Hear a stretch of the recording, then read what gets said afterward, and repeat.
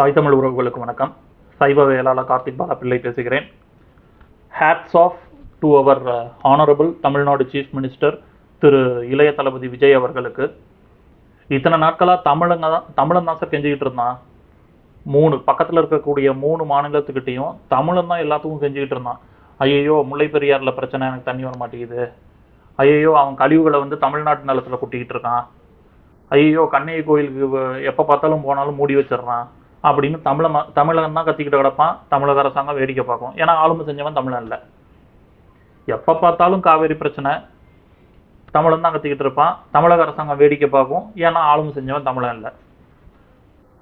ஆந்திராவை பொறுத்த வரைக்கும் பார்த்தீங்கன்னா தமிழ்நாடை குத்தகைக்கு விட்ட மாதிரி தான். இங்கே இருக்கக்கூடிய அத்தியாவசியத்திலிருந்து அரசியல், வணிகம், சினிமா, வியாபாரம், இன்னும் என்னென்ன இருக்கு, அரசியல், அதிகாரம் எல்லாமே தெலுங்கர்கள் கையில் தான் இருக்குது. அதை அவங்களுக்குள்ள பிரச்சனை வந்துடக்கூடாதுன்னு சொல்லிட்டு தமிழ்நாட்டில் இருக்கக்கூடிய கனிம வளங்களை மட்டும் எந்த ஒரு பிரச்சனையும் இல்லாமல் நிம்மதியாக சுதந்திரமாக எடுத்துகிட்டு போயிட்டு நிம்மதியாக இருந்துக்கிட்டு இருக்காங்க.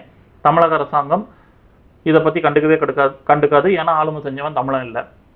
வந்த 2.5 மாதத்தில் ஒரு செக்மேட் வச்சுருக்கீங்க பாருங்க. அடுத்த 3 மாதத்துக்கு தமிழ்நாட்டிலேருந்து எடுக்கக்கூடிய கனிம வளங்களை பக்கத்து மாநிலத்துக்கு கொண்டு போகக்கூடாதுன்னு. Hats off sir. இன்னைக்கு அந்த 3 மாநிலத்துக்காரனும் தமிழங்கிட்ட கெஞ்சிறான். மேகதாதுவா ஆனால் கெட்டுவோம் கத்திக்கிட்டு இருந்த கர்நாடகாக்காரன் இன்னைக்கு கப்பு சிப்புன்னு இருக்கான். காரணம் என்ன? நீங்கள் எடுத்த இந்த போல்டான டெசிஷன்னால. ஏன்னா அந்த பக்கத்து 3 மாநிலமும் தமிழ்நாட்டை குப்பை தொட்டி மாதிரி பயன்படுத்திக்கிட்டு இருக்கு கடந்த 50 ஆண்டு காலமாக. காரணம் என்னன்னா திராவிட ஆட்சி. திராவிட ஆட்சினா தமிழர் அல்லாத ஆட்சி. அவங்களோட இன்ஃப்ராஸ்ட்ரக்சர் டெவலப் பண்ணணும்னா தமிழன் நிலத்தில் இருக்கக்கூடிய வளங்கள் எல்லாம் எடுத்து இவனுங்களுக்கு நம்ம எடுத்து கொண்டு போய் கொடுக்கணுமா. அவங்க அவங்க இன்ஃப்ராஸ்ட்ரக்சர் டெவலப் பண்ணிக்குவாங்களாம். அவங்க நிலத்தில் இருக்கக்கூடிய எதையும் அவங்க எராடிகேட் பண்ண மாட்டாங்களாம். ஆனால் தமிழை அணுமின் திட்டத்தை இங்கே கொண்டு வச்சிருக்கணும். அதனால் ஏதாவது பாதிப்பு நடந்ததுன்னா ஒட்டுமொத்த பாண்டிய நாடுமே காலியாகும். அதை பற்றி எந்த ஒரு கவலையும் கிடையாது. அணுமின் பூங்கா கொண்டு வர போகிறோன்னு வேற பேசிக்கிட்டு இருக்காங்க. இதெல்லாம் நாங்கள் தயவு செய்து உங்ககிட்ட திரும்ப சொல்கிறோம். அந்த அணுமின் திட்டத்தெல்லாம் எப்படியாவது தமிழ்நாட்டிலேருந்து அகற்றிடுங்க. அது மிகப்பெரிய பேராபத்து. ஏன்னா உலக நாடுகளே பார்த்தீங்கன்னா அதெல்லாம் இருக்கக்கூடாது அப்படின்னு சொல்லிட்டு அவன் எராடிகேட் பண்ணிக்கிட்டு இருக்கான். இதெல்லாம் திட்டம் இந்த அழிவு திட்டங்கள்லாம் ஏன் இங்கே வந்தது அப்படின்னா ஒரு தமிழன் அல்லாதவன் தமிழ்நாட்டை ஆளுமை செஞ்சதுனால வந்த விளைவு. இன்னைக்கு ஒரு தமிழனா நீங்க வந்த 2.5 மாசத்துல ஒரு டிசிஷன் எடுத்தீங்க. இன்னைக்கு 3 மாநிலத்துக்காரனும் நம்ம கிட்ட கதறாம பாருங்க. ஐயோ நிறுத்திடாதீங்க, 90% இன்ஃப்ராஸ்ட்ரக்சர் நின்றும் அப்படின்னு சொல்றான். பார்த்தீங்களா? இதெல்லாம் சேட்டங்கிறது. தமிழ முட்டாளா இருக்கிறான். அதாவது தமிழக அரசாங்கங்கிற பேர்ல இங்க பிற இனத்தவர்கள் அடிச்ச லூட்டில இத்தனை ஆண்டு காலமாக தமிழனால எந்திரிக்கவே முடியல. இன்னைக்கு ஒரு தமிழனா நீங்க ஒரு அடிச்சிருக்கீங்க பாருங்க. இது இன்னும் வீரியமா அடிக்கணும் அப்படிங்கிறது தான் ஒவ்வொரு தமிழனோட ஆசையாக நாங்கள் பதிவு செய்கிறோம். ஏன்னா இது யாராவது வரமாட்டாங்களா, தமிழனுக்காக குரல் கொடுக்க மாட்டாங்களான்னு ஒவ்வொருத்தரும் ஏங்கிக்கிட்டு இருக்கோம்.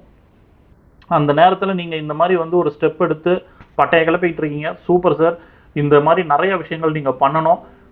ஒட்டுமொத்த மக்களும் உங்களுக்கு ஆதரவு அனுப்பும். அதில் மாற்றுக்கிறதே இல்லை. உங்களை திட்டுறவன், உங்களை இழிவுபடுத்துகிறவன், உங்களை கேவலப்படுத்துகிறவன், அதை இந்த வாடகை வாயினுங்க, அண்டா வாயினுங்க, அப்புறம் இந்த மீடியாக்காரனுங்க, இதெல்லாம் கவலையே படாதீங்க.